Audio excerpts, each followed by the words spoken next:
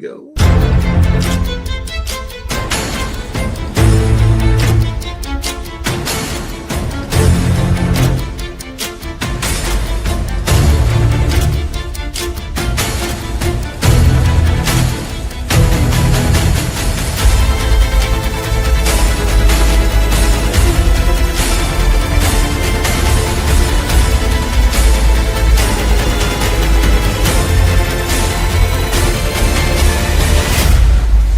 Showtime. Dynamite Download. Welcome to Dynamite Download, your source for positive coverage of all elite wrestling. This is what pro wrestling should feel like. I told you guys, positive energy. I think that created a little moment in itself. You're saying I have a better record than Kenny Omega and Samoa Joe, and now I'm going to have to wrestle them. Super kick, hot time! I've never seen someone able to break down like wrestling like he does. That punk, that long-haired hippie freak. My real story does connect with a lot of people. So that you need to be careful in the locker room. I definitely think that women's wrestling has been elevated. And with the loss of Brody, I feel like we were just kind of a little bit directionless. I was like deep diving into like cults. Raw horse. Raw horse? Oh my God. Amazing. I had to smack him around a few times to fully gain his respect. You said that in front of the voice of a generation? Versus Frankie's match. Awesome. This podcast is, quite frankly, the drizzling shit, if I'm being quite honest.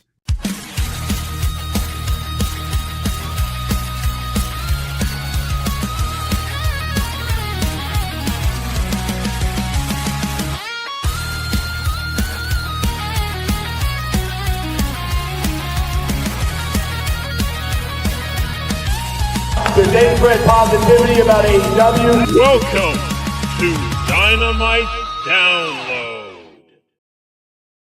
Bum, ba-na-na, ba-na-na, ba-na-na, na-na-na. And new AEW champion, as predicted. And what is up, Mind Runner? This is the first time we've really gotten a chance to download Dynamite Lee and chat about your since you've been back from Chicago IL, birthplace of the baby back ribs, and live at World's End. And so we had to jump on and do a recap show because it was an electric show.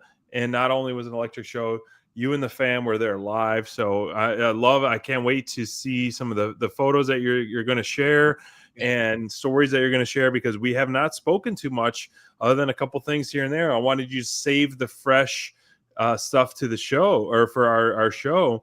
And man, you know, I was thinking about this leading up to our show. We were down there in Texas for the title change for Hangman. And then you were there in Chicago for another title change. And what a way to really kind of end cap the year. You know, you had a mid-year summer awesome experience we had down in All In, and then you end cap the year at Chicago, man. How does it feel, man, to be a part of two of AEW's, you know, epic shows of 2025? Well, it's fantastic. I mean, they were both great in their own way. You know, Deb and I were talking about how Austin, I keep calling it Austin, but the Arlington, Dallas, the All In show was like the Super Bowl. I mean, it was huge. It was a baseball stadium. It had this really big feel to the whole thing. And, you know, even though the wrestlers were looked like they were far away, we still had great seats. We had great view. This was a much more intimate venue. There was a lot more, it was a lot more close up. We had fantastic seats. Thank you to Full Tilt Deb, and, you know, shout out to the whole AEW crew again, because it was something. There's something about the more intimate settings that are just so much more fun. We had a lot of we were getting a lot of chants going for the most part. You probably could hear my voice a few times going. I lost my. I was twice. I almost lost my voice. I almost lost my voice at the 0 hour. But not only was it great, it was also my mom, my forever young goddess mother Gigi was there, and this was her first wrestling match. So way to start it off, or raise the bar right away. So she was with us. We went to our Hawks game. We had a fantastic trip in Chicago, and to cap it off, Wait, this is your mom's first ever? First ever, and she had been first ever wrestling period, or first ever AEW, or both. First ever AEW. She says it's her first wrestling ever, but we did go to we did get first televised because we did go to a house show, a WWF house show. Undertaker and the Warrior were the main card. Sergeant Slaughter, wow, and I think Hacksaw Jim Duggan were the undercard. But that was years ago. I was a little kid, but so she doesn't remember that. But this was her first thing, and I got her hooked on the flippy doos and stuff like that, she calls it, and just getting a fresh perspective was phenomenal. Of course, Full Tilt Deb from Chicago is making friends and family everywhere. She's making fans everywhere. She's going to start having her own Starcast. Yeah, next year she's going to have her own Starcast booth for meet and greets. And it's so funny how she refuses to join heels, but they are seriously trying to recruit her because FTV. I know you're watching. You got to join heels because that is a perfect club for you. She says she doesn't want to, and yet she's making friends with just about the entire heels club. I mean, next, I think the next Aubrey's going to invite her over to do nails or something. Who knows? It was so much fun. Hair. And again, to be at the show itself was great. And it's always funny to look at comments and people trying to sound like they have clout or something. Say, oh, the Chicago crowd. We were hot the whole time. I mean, I know some people were upset about the Green Bay sucks chants. What you don't understand is the Bears haven't been playoff contenders in a long time, and they beat Green Bay. So if you know the history, that's a Chicago thing. It had nothing to do with they're bad mouthing the women, they're bad mouthing Moxley, they're not into the match. No, everybody was into the match, and what a phenomenal night! I'm so excited to talk about it. But I didn't even hear about so on social I heard about these chants that you spoke of, the Green Bay sucks. But honestly, rewatching the show, I didn't hear it on or really notice too much. How did we sound? How did the crowd sound? How did the crowd sound?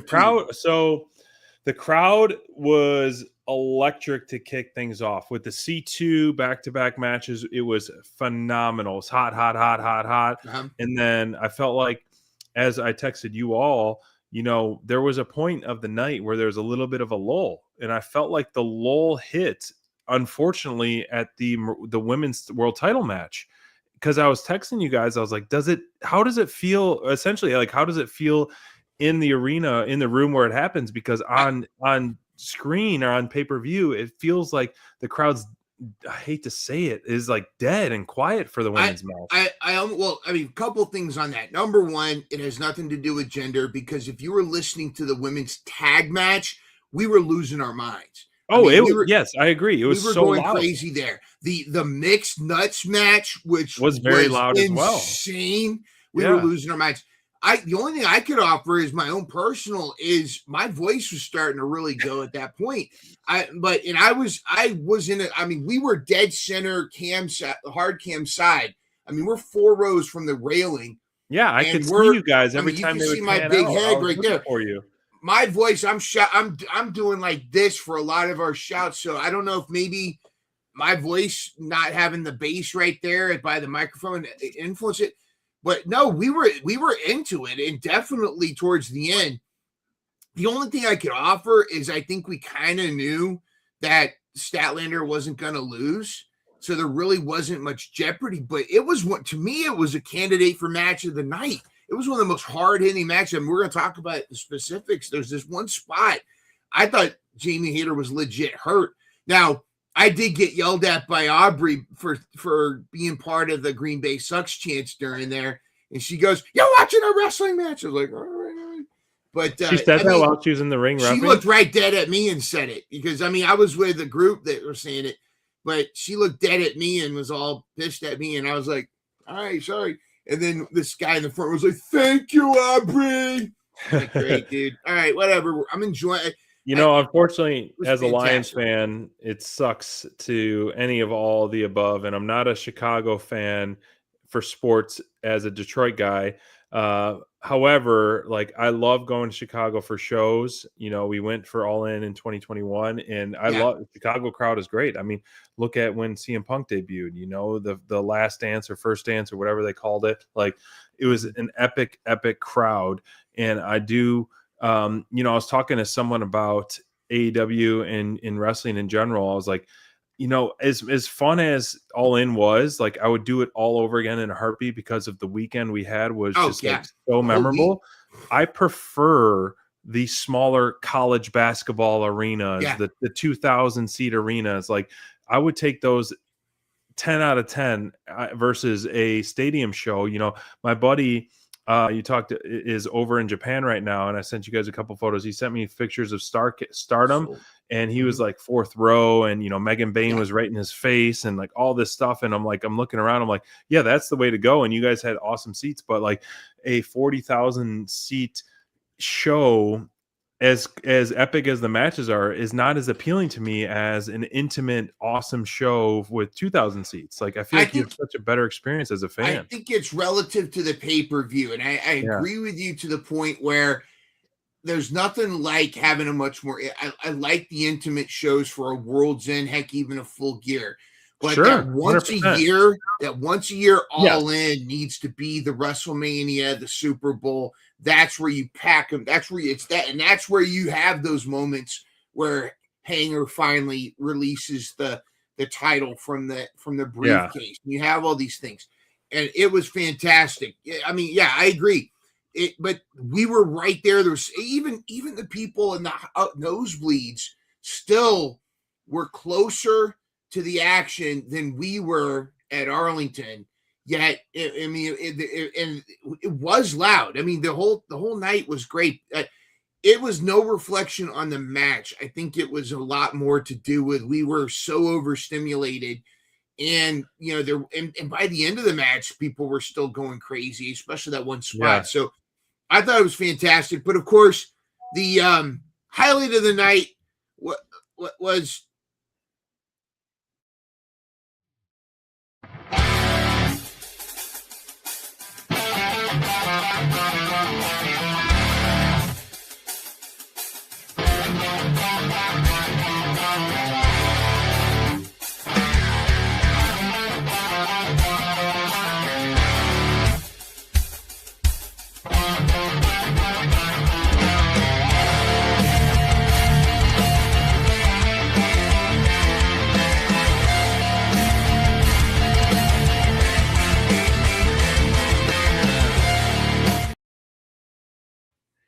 And new. Oh, we got ourselves a new super chat party with the Burberry. Yes, we do. Now there it is. This is not the BBB, but it'll have to do.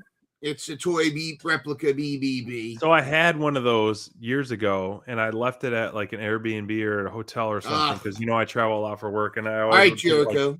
Like, up here. I know. Leave it in a limo or whatever. It gets stolen, whatever it may be. So, love the super chat party, and before we dive into the main event, I mean, I'm jealous of you guys going to this show. I love the Now Arena. I think, you know, where we kind of sat not on the floor, but like hard cam side, like one or two rows up when we went. And I think it was great seats. Yeah. The pay-per-view, I got to rate it, man. Overall was a solid, you know, A- per se, you know, like I think it flowed so good. And, you know, when Steven was filling in for you last week, you know, the C2 has been the best it's been ever. Oh, yeah. And it was fantastic way to finish it. You know, I did not see this coming.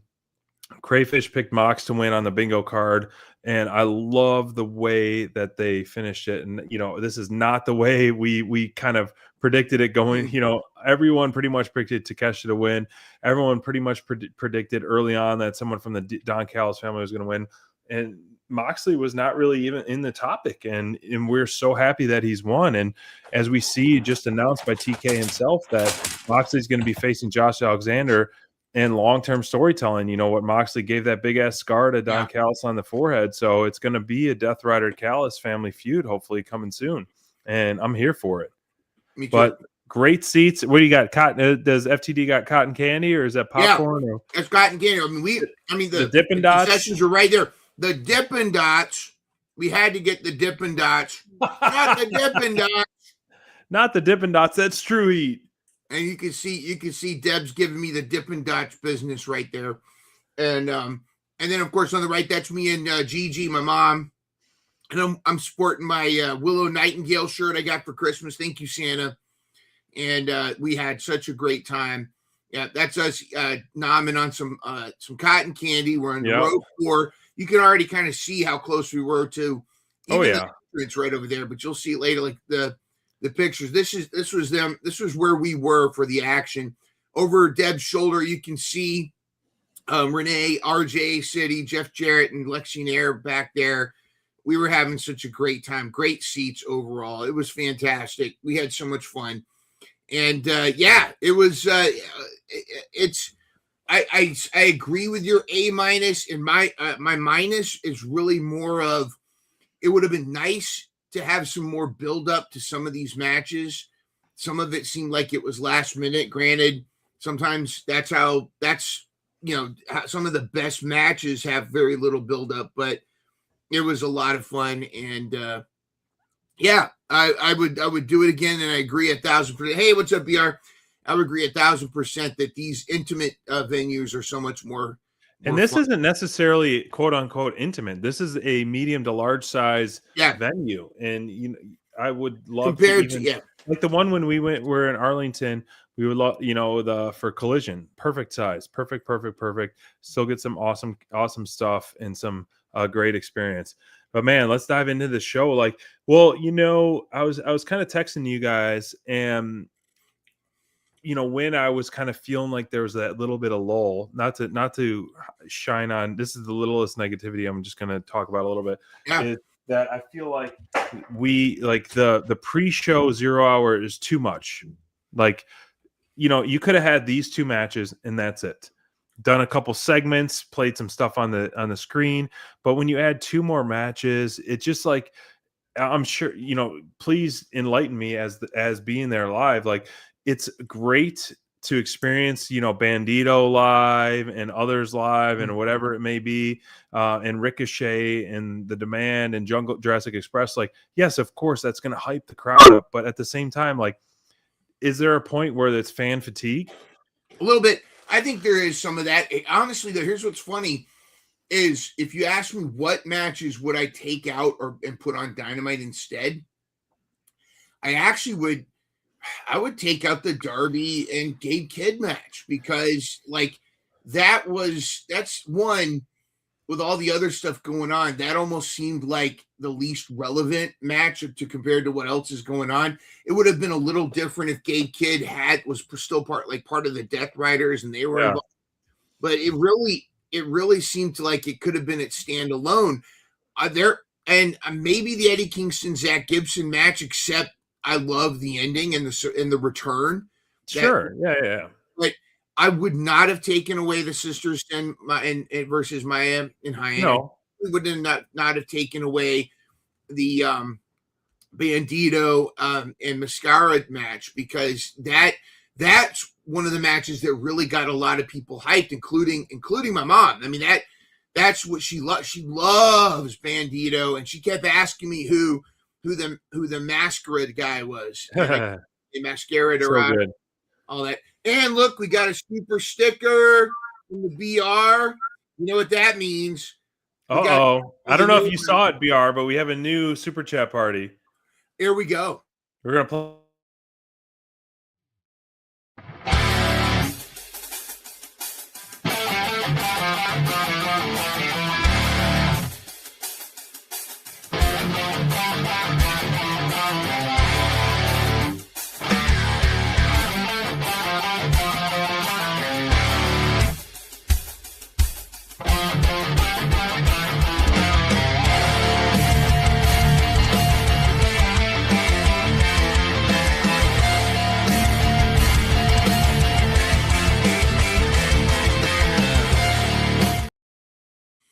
And this podcast is, quite frankly, the drizzling shits, if I'm being quite honest. Thank you, BR. And we know whether you're an MJF fan or not, we appreciate that. And it's always sponsored by MJF. Yes. You know, it's the drizzling shits, Dynamite Download. We have been since day one, the drizzling shits.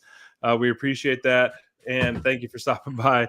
And yes, MJF does love the Dukes of Dynamite. Yes. And yeah, as I've told him many times, I can't wait to come across him again live in person somewhere. Wait, our new scumbag / our hair plug champion. He's not only a client, but he's also the world champion. He's the hair. He must have been hanging out with QT Marshall and them hair plugs. He wasn't shy. QT is not shy about getting that either. So like it's a real thing. And QT's hair looks great. You know, his teeth whitening look great. And you know, MJF and him are buddies, I guess. So they're getting the hair plug buddy. He's a movie star. All right. A couple comments from Gigi. You know, she was making her comments. She doesn't like women's wrestling. She doesn't think women should be in all this combat stuff. But she made some exceptions this night. She did like that, you know, High-End and Maya World were there. She's not a big Sky Blue fan. She likes Julia Hart. She thought that Sky Blue was horning it up a little bit, and we explained to her she's from Joliet. That's just how they are. But I did notice while we're watching the pre-show, as we're getting closer to the main show, it was announced that High-End and Maya World are all elite. Well done. Not only is it well deserved, this is absent of any other reason they were signed, because it's well deserved. They're two of the best. We have interviewed Maya World on the Mission Pro Spotlight. Both of them are Mission Pro alumni.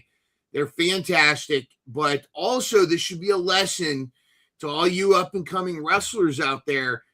Don't bail on the show. Even when they say it's okay, don't bail, because Tegan Knox, Nixon Newell, and her buddy Miranda Alizé, who I like Miranda Alizé, Nixon Newell not so much. But anyways, yeah, this could have been their spot, and it wasn't, and High-End and Maya were ready to go. They looked great. They put on such a great match against the Sisters of Sin. Sisters of Sin were actually looked really good. This was I thought they did very well. I actually felt like High-End and Maya were putting on a better show than them. They almost kind of out wrestled them a little bit, but hey, whatever.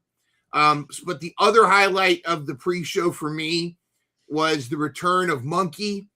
Ortiz coming back. I think this makes sense, and now it makes sense why Hook suddenly disappeared and went and joined back with the Ops, because now Eddie's got Ortiz and they can kind of do their thing.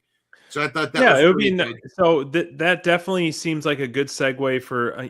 Unfortunately, I'm thinking of this. I'm like, you go from a world title picture to a pre-show to with no direction. Now you have Ortiz come back and you partner them up. You have a grizzled young vet tag team match against them, and then you kind of lead them into a formidable challenger against FTR. You know, you're gonna have awesome, promo battles with Eddie Kingston and FTR and Big Stoke and all that. I think it'll be a lot of fun. A nice segue for that.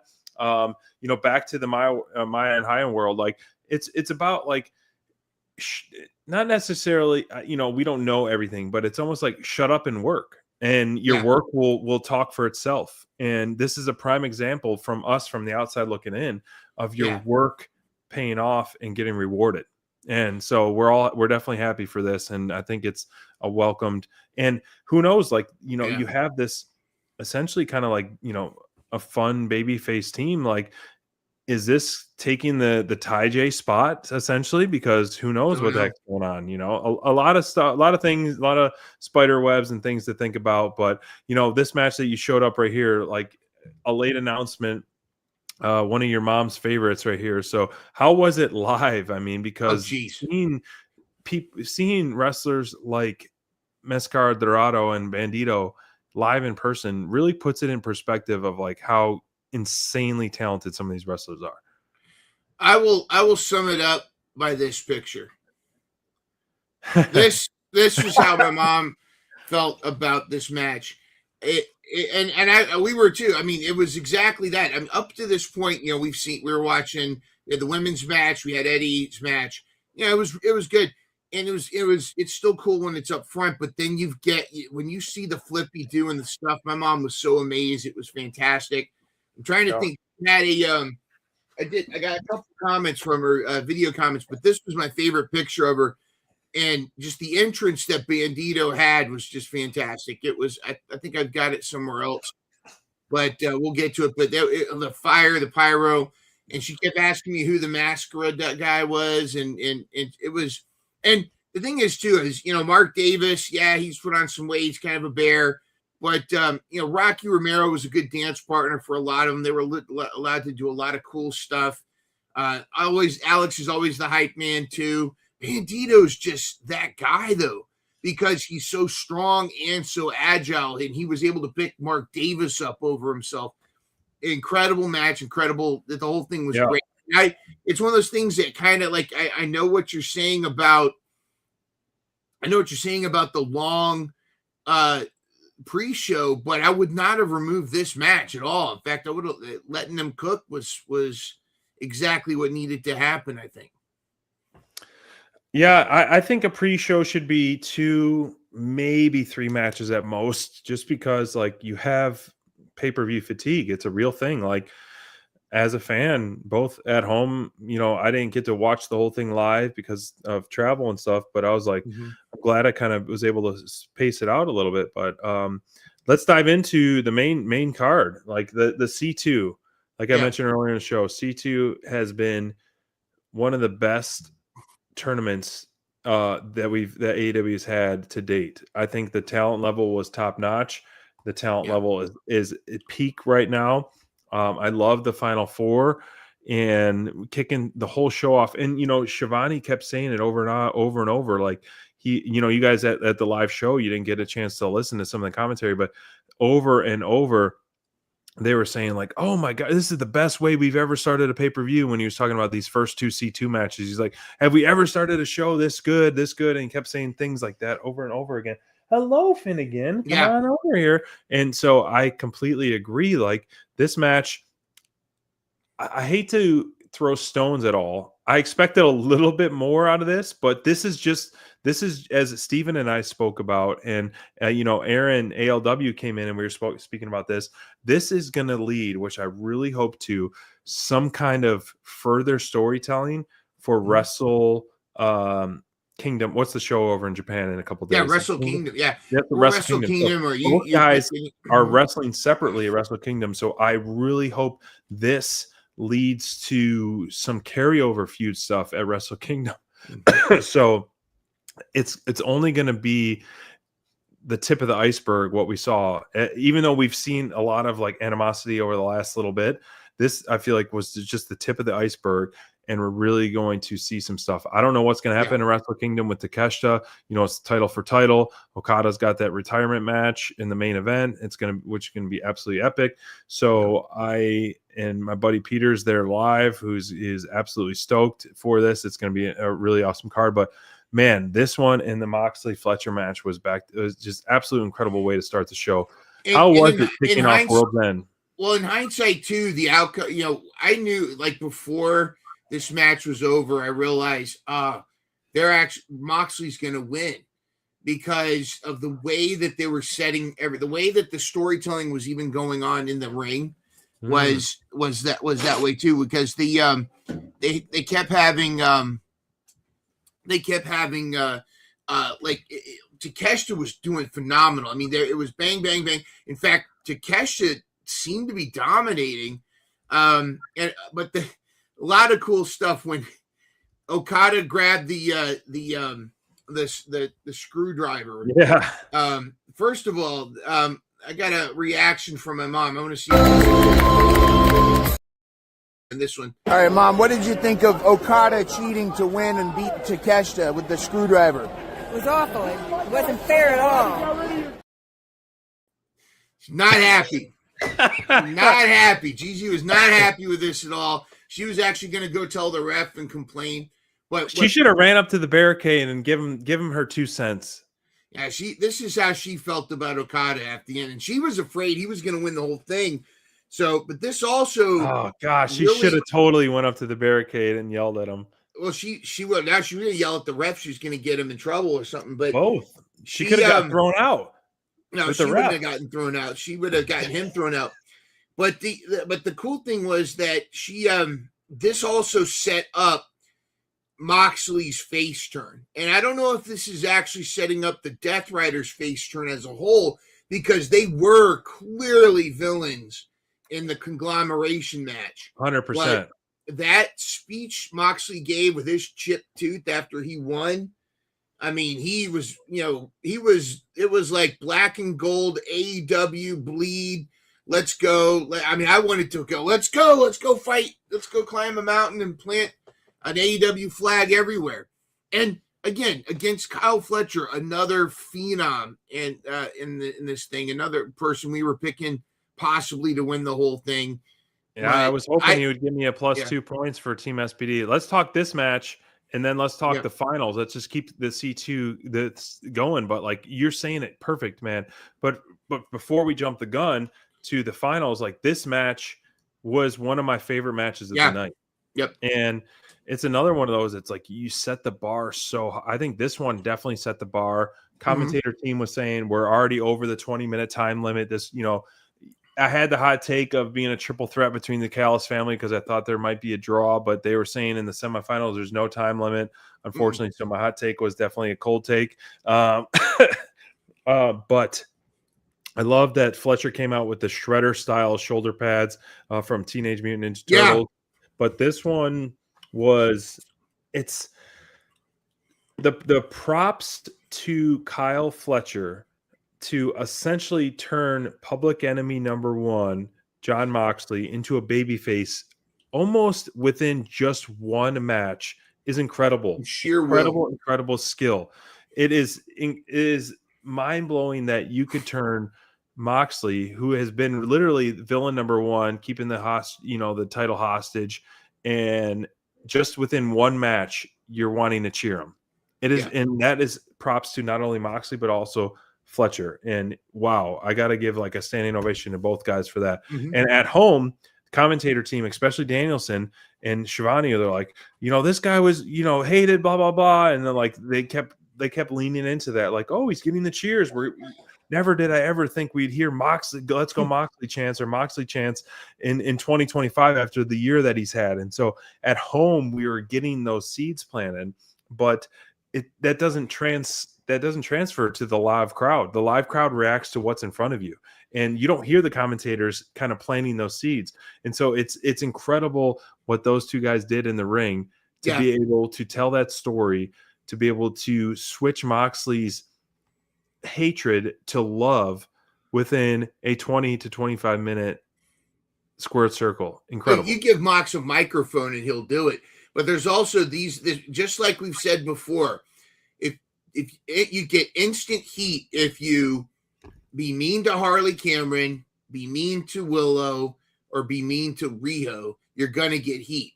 But if you want to turn babyface, you feud with the Callis family. And right there, he was making us rally behind him. And I almost think that some of this was premeditated with how he had been tapping out lately. And we were starting to wonder, is Moxley the guy? Is he the man? Just like we're thinking, are the Death Riders going to turn on him because he's no longer as strong as he originally appeared to be? But then he wins this whole thing and he does this powerful speech. I mean, he single-handedly went babyface, turned everything, made up for all of that in this whole Continental Classic. The story was about him, but also, like you said, we're going to have the fallout from all of this, and we're going to have, not only that, Fletcher's got to be feeling a certain way, because think about it. He was expecting that screwdriver to be there, and it wasn't. That means it was planted there with his knowledge. Okada knew it was there. Okada knew it had been taken, didn't say anything to him, and neither did Callis. So it's pretty clear who Callis sees as his number 1, and it ain't Fletcher either. It's not Takeshita, but it's not Fletcher. So Fletcher's got to feel a certain kind of way about this, and so we may Takeshita might not be the only one turning babyface in this whole thing. Fletcher is so good as a heel, but also he's one of those, like, everyone's gonna start to appreciate how good he is in the ring. It's gonna naturally turn a babyface.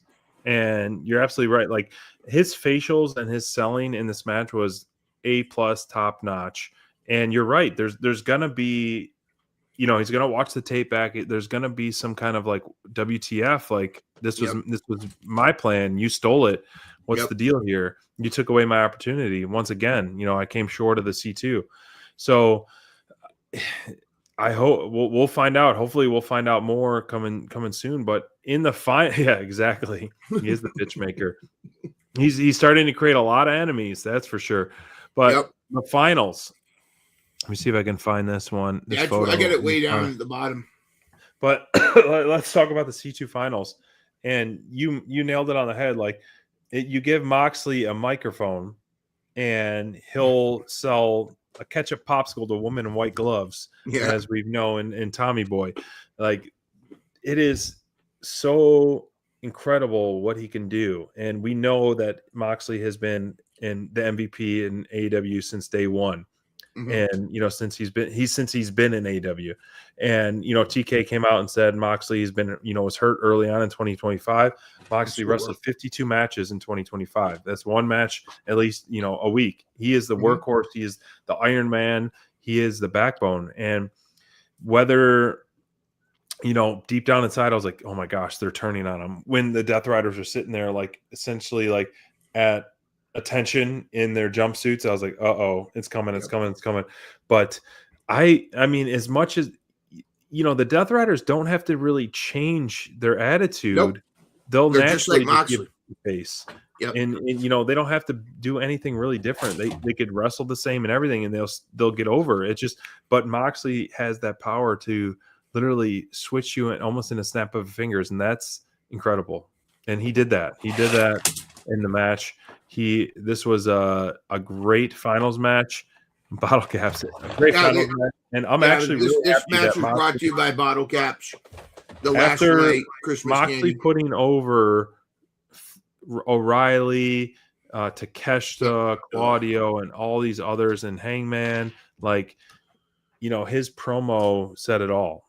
And that's what he's been wanting. He's been wanting where the best wrestle, and that tournament brought it out in everybody, including himself. I couldn't have said it better myself. You're absolutely right. And look at this right here. This is the guy.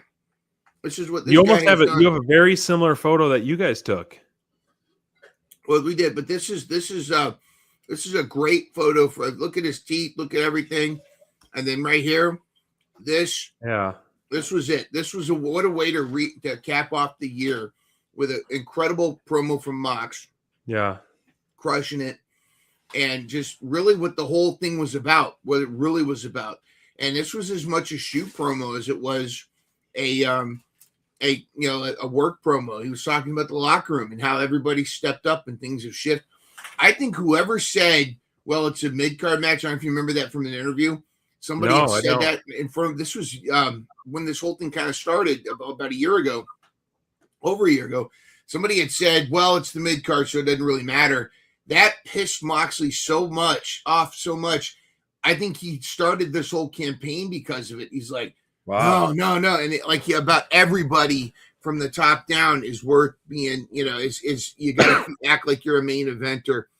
And it's great. Now, granted, Yuta to still have as much heat, and it's so great. He just eats it up, because as soon as Yuta comes out, everybody else is doing crap with the conglomeration, and Yuta's the one everyone's yelling at. And he's not even doing as much as everybody else, and everybody's yelling at him. It was great. But it's going to be hard to get heat off him. Oh, yeah, get heat off of Yuta. Yeah, even if the Death Riders are starting to turn baby, like it's going to be hard not to chant "F you, Yuta." Oh, it's good. He'll just still have to. He'll have to embrace it. He's going to be the new scapegoat. Yeah. Oh, there's something. Yeah, he's got to be, because Jungle Jack is back to being Jungle Jack. Tag team wrestling, both men and dude. women. Let's talk them back to back. I gotta say, I gotta say, as a TMNT fan, yeah, Austin Gunn coming out looking like Donatello pretty much with his turtle shell trash can lid and his kendo stick, which was absolutely awesome. Right away, I was like, "Oh my gosh, this is like TMNT!" And then I sent him a message saying, "Like, I love the TMNT throwback." And then shortly after, he posted a Donatello thing. I'm like, "Did he know what he was doing?" Because this is the way I was marking out about it. But FTR, unfortunately, this was, I love them running this back, and it was a fun, great match through the crowd and everywhere in between. But yeah, FTR wasn't about to lose this one, just like Willow and Harley were not going about to lose that one right away after winning the championship belts. But man, it was a pretty brutal match. Both guys got color on the Bang Bang Gang. This was so much fun. We just want to get them back in full steam. Like, give us them back in full steam. I mean, how was this one as watching it live? Yes, Bang Bang Gang for life. Guns up. We are team Guns up all the way. But watching it live where there's like so much going on through the crowd and in between, how was it there? Oh, it was great. I mean, Juice is so over. And Austin's over. And hating on FTR, hating on Stokely. We had a bunch of no-host chants going on. Everybody, Juice was getting so much positive motivation. Austin was phenomenal flying around. Towards the end too, where it's hard to keep track of what everything's going on. And at one point, a table had been set up right in front of us. Like, we're 4 rows back, but it was like right there in the middle. And nobody even really thought about it. And the couple that were sitting in front of us, I said, "Hey, there's a table right there in front of you. No one's gone through it yet." And so we're kind of thinking of something's going to happen. And sure enough, not long after we said that, the Dax and Austin spot, and that table went whoosh, and pieces of table went flying in this one dude's drink. It was awesome. The whole thing was great. FTR was great. The highlight for me was when Stokely was supposed to be, pushed by Juice into the table, but he overshot it. But it was like, you couldn't do that again if you tried. The way that he fell over the table, got into fetal position, and then the table Charlie Browned on and just went wonk. And it was just like, it was poetry. The whole match was great. I'm bummed about my Bang Bang Gang not winning the titles. I understand why. It'll come. But FTR, Dax, and Cash, and Stokely too, but especially there were these 4 boys, little 9-year-old boys sitting in the front row. They're on the rail, and Dax comes up to him and goes, "What?" And he takes his sweat off his forehead, off his head, and goes like that, and flicks sweat at him. And it was hilarious. It was so funny. Wait, was it one of those kids in the pink sweater? They were doing this a few times. I don't know. There was all these kids that were I would see them front row on your side, standing up against the railing. It's so great, man. FTR has done such a good job at turning heel and really interacting with the fans and making the fan experience that much better in terms of just arguing with them, yelling at them, and getting that true heel heat. And these top guys are doing some great stuff. I can't wait for this run here in AEW. I think they're going to be champs for a while. Hopefully we'll see that rematch with Cope and Cage soon sometime. I'm sure that's the plan, but here's the thing. I was thinking about this, and we can talk about it when we get to the main event, but it would be interesting to see if another tag team in the interim kind of goes after him, and perhaps Hanger and Swerve decide to go for it. I don't know. I don't know. It was one night only.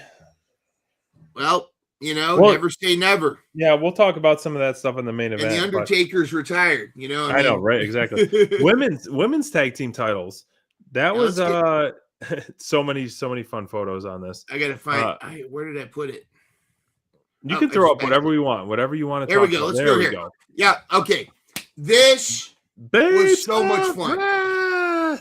This was so much fun, and all 4 of these ladies. This was a match that really got my mom to second guess not liking women's wrestling. This was really getting her.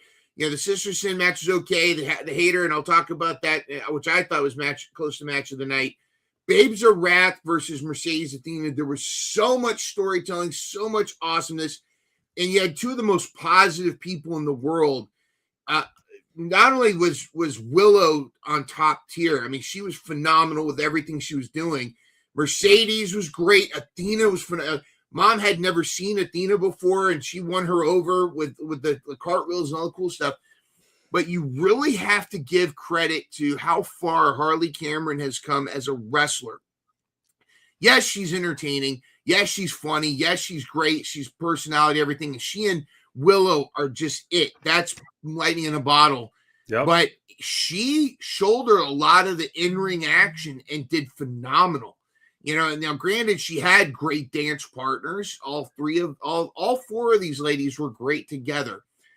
I loved the storytelling. I loved everything about this, including the ending, because, and I like this. This guy, AEW defender, whoever this guy is, pointed out an interesting thing, and Athena retweeted him that getting pinned while you're holding a title in front of Athena shows weakness, and you don't want to show that kind of weakness in front of Athena. And she retweeted it. And the whole thing here is, I think, now granted, we're going to see Willow versus Mercedes on Wednesday or tomorrow night, I think. But I think they're setting this up. I think we're going to eventually see, perhaps at Revolution, we're going to see TBS versus Ring of Honor title for title, because Athena's not happy.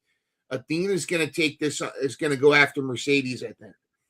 I got to say, the standout, like what you said about Harley, I was thinking the exact same thing. I'm like, this is probably one of the best matches she's wrestled, because she was kind of being one of the quarterbacks of the match, and typically she is not, and she's coming in with the hot tag and doing her spots. But when she did that double like crucifix bomb and other things, she was looking very, very smooth. A lot of like hard, good strikes.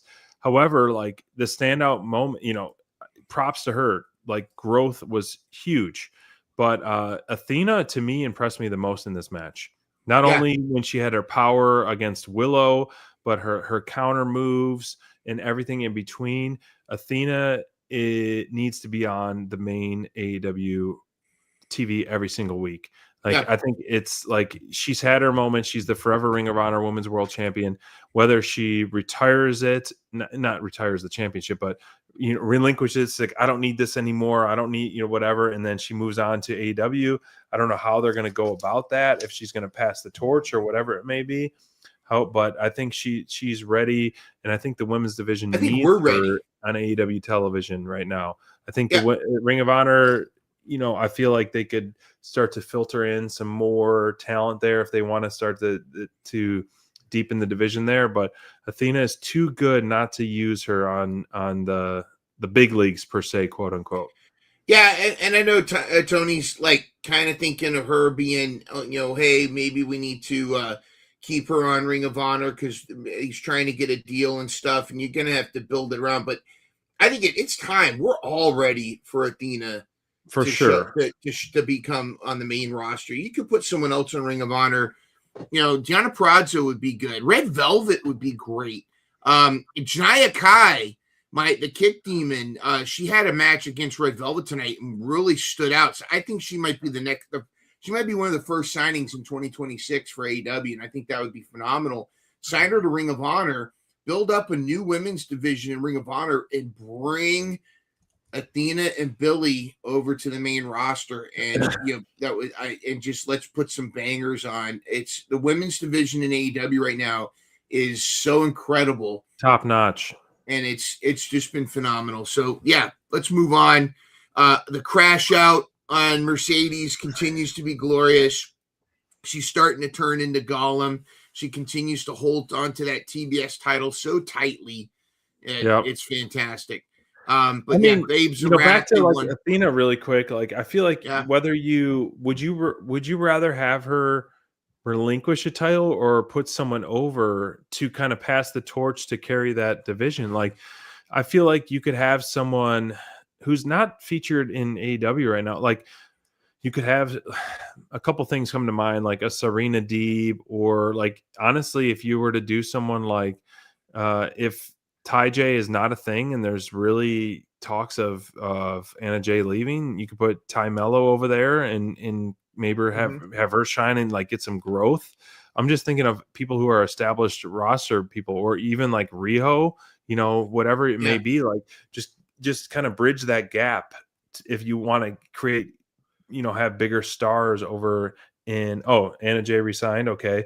But I don't know. I don't know how you take it off her without hurting her and bringing her to AEW. I don't think you do. I think what happens is Athena's the one that finally takes the TBS title away from Mercedes. Yeah, that's what I want. Portal. That's the portal. That's her portal to AEW, and she keeps the Ring of Honor title.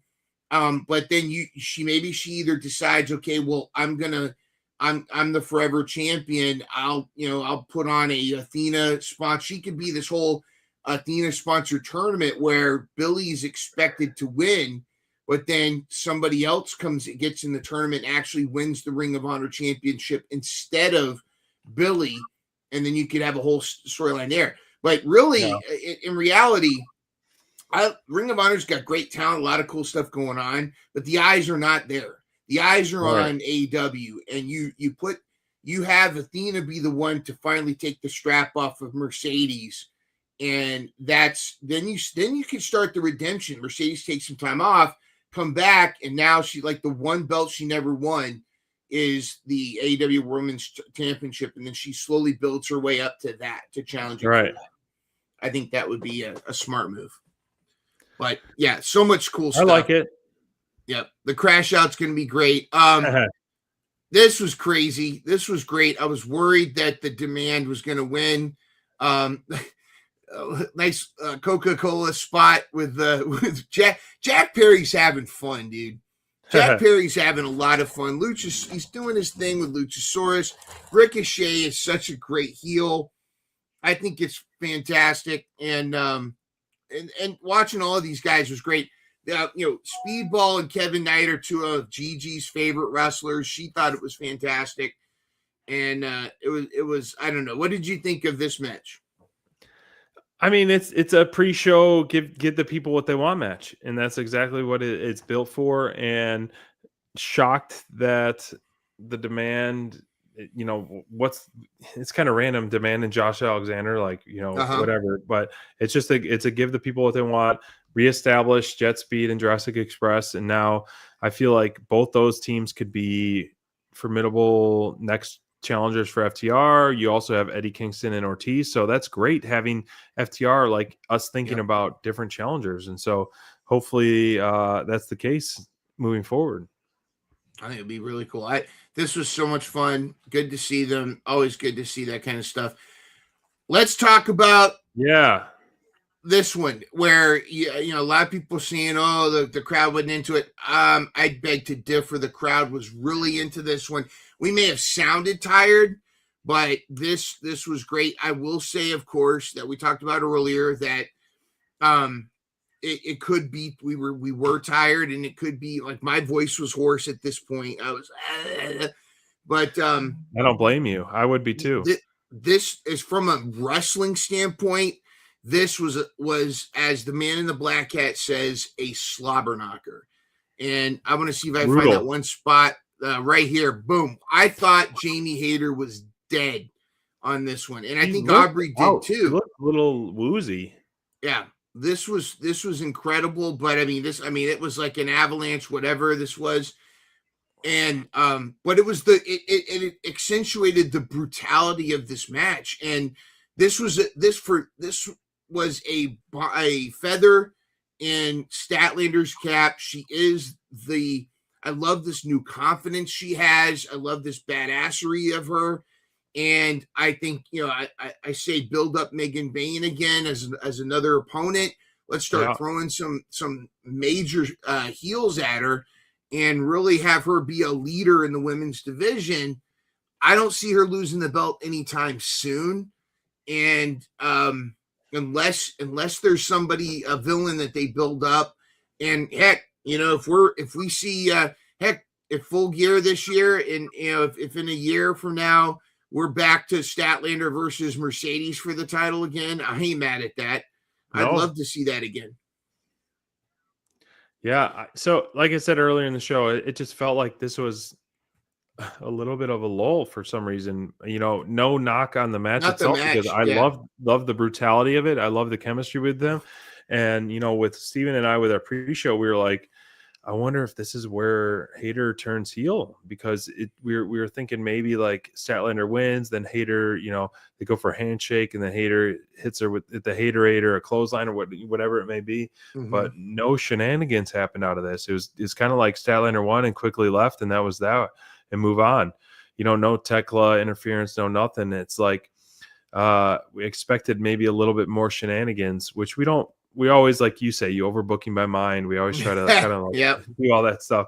However, I did love this match. I did really appreciate it. I was really looking forward to this. As I said on our pre-show too, I was like, this could be a co-main event because, or headlined as is with it. So props to both ladies delivering a banger match and a brutal one. Both ones really, really threw the hammer down per se. Yeah. Literally put the hammer down. It was phenomenal. It was great. And this is making Snacklander, yes, Snacklander the hero that she needs to be. And again, this and then the following match had great feel good match stuff, which led me to believe that, of course, we're not going to be leaving happy. Except I was kind of happy, but I had to hide it. But let's just get the report from Gigi, how Gigi felt about MJF winning the title. All right. What do you think of MJF? What do you think of MJF?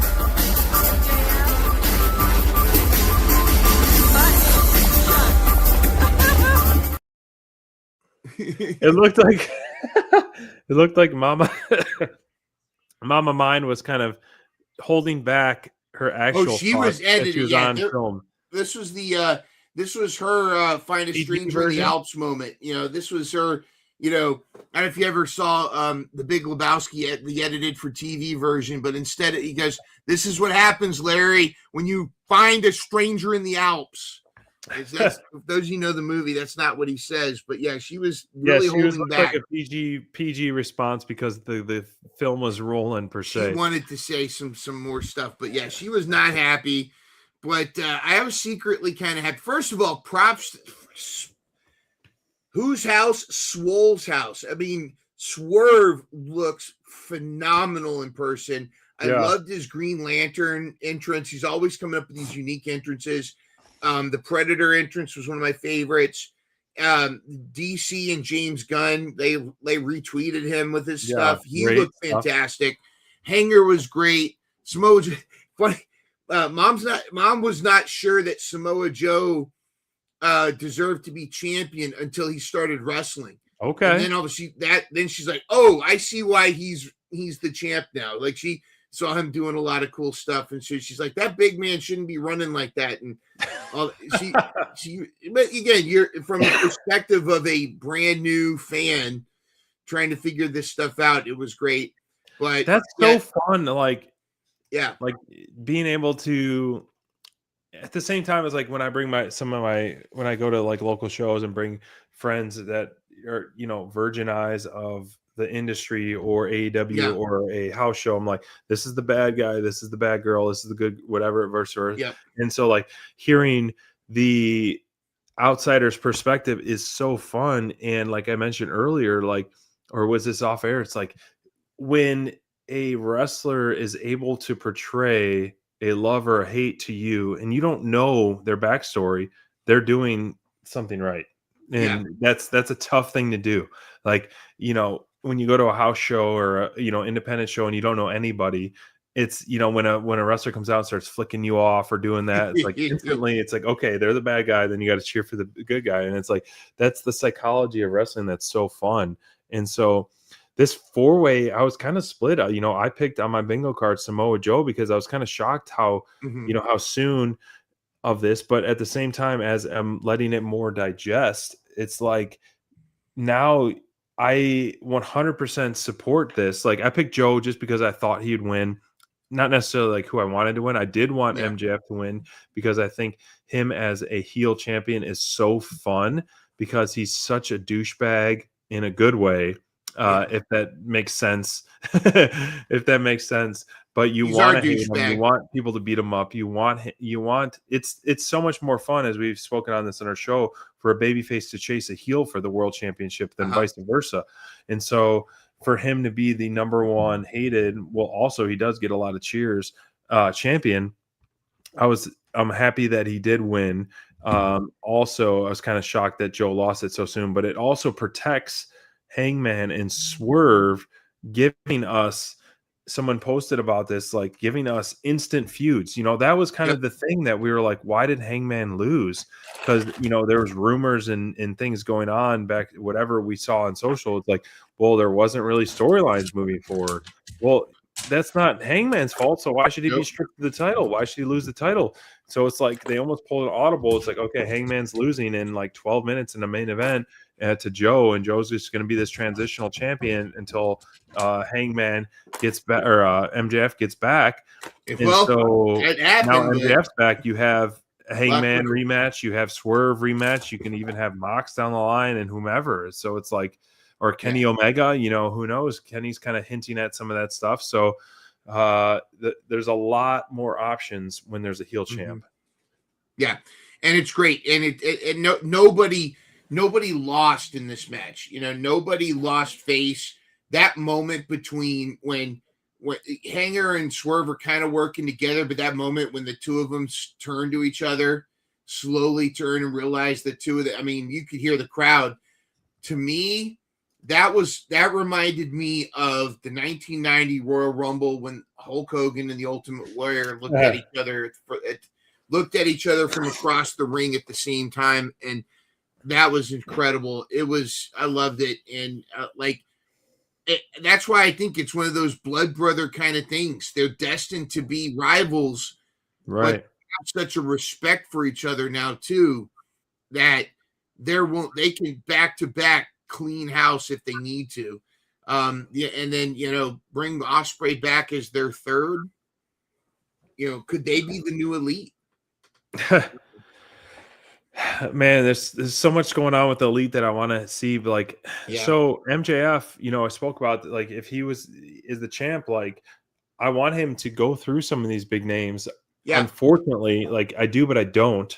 Selfishly, I don't want to as a babyface, but to really build him up, like, some people give him criticize. Crayfish doesn't necessarily see it, but he's polarizing. MJF is polarizing. And him as the champ gets people talking. It gets people watching. He sells it, and he's awesome as it. And I got to give props where props is due. Congratulations to him. And it's going to be a fun second run of him as the world champ. And the BBB is going to be back on Dynamite very soon. So we're here for it. It's going to be so good. It's going to be what a great way to kick off 2026. I know, right? To have MJF your champ, even and I think it'll last at least to Revolution. Depending on, I think it'll last even longer till All In. At least I think we'll see maybe a change at the, like you said, big stadium shows. Like he's gonna milk it to that big stadium show in London, whether it be against Omega or Ospreay or whomever it may be. I think that's the moment to pass the torch. Yep, I think so too. Oh, so much fun, dude. It was so much fun. Ugh, and look at this. You got pictures with the security guards? Oh, of course. That's Cheesecake on the left. That's the second time she's got a picture with him. Third time, one actually. One at World Day. We have we actually saw him at Norfolk. We got a picture of him way back when we went to Norfolk. Then we got a picture with him, and he knew exactly who she was. Full up Deb from Chicago. How could you not? You should be the chairman, or the chair of Virginia of the AEW Heels. Well, yeah, The social chair. Your words to her ears. She won't join heel. She's like, even though she How do we knows sign her up everybody there without her now. knowing? Can we just sign her up? I think we're gonna talk to Aubrey and get her signed up, and Let's just without sign her up. Why knowledge. not? She's Speaking already of there. passing the Hold torch- on. I gotta wait, tell you go about Bob. Oh, yeah, tell me about him. This is the head of production for AEW he's the guy that kind of runs the whole, put the ring, the electrics, everything. Bob is the big hero, and anybody that gets a chance to go to these shows, Bob, everybody puts Bob over. Bob even has his son. He's been doing this for 40 years, he's been working with wrestling for 40 years. He's been doing AEW since he started. He is the man. And whenever there's like an issue, he's right on top of it. He's the one that he builds a lot of the special rings. He actually built some of the like in TNA, like the X ring and a lot of those different special cages. He's in charge of it. Bob is the man.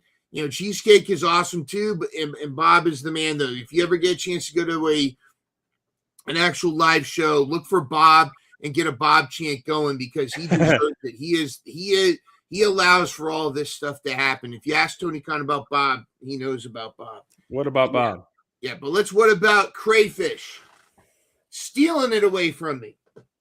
This literally came down to the bingo card. Yep. If I won the bingo card, if Samoa Joe won, I would have won the bingo card and been tied, and we would have had a sudden death or a co-champion. But Crayfish, congratulations to him. It's his first win, season 7. I'll update the history. I'll update the Stanley Cup in terms of putting everyone's name engraved on there, but it's his first win in all of season 7.